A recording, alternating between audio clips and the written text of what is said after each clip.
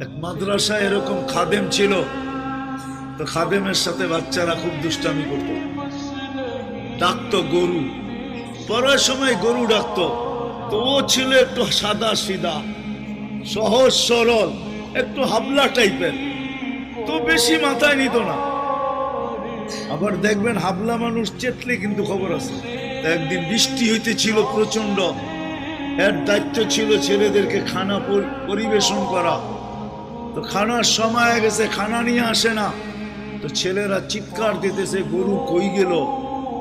একটু পরে দেখতেছে খানা নিয়ে আসতেছে, তো সবাই চিৎকার দিয়ে বলতেছে ওই গরু এত দেরি করলি কেন। বাস সরল সহজ তো লেগে গেছে মাথায়। মোতামিম সাহেবের কাছে যা বলতেছে চাকরি করব না। কেন? বাড়ি মাদ্রাসায় যেটি পালেন এটি সব দেয়া দাও।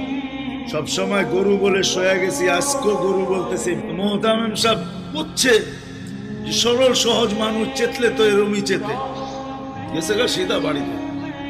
রাত্র 3টার সময় আসতেছে।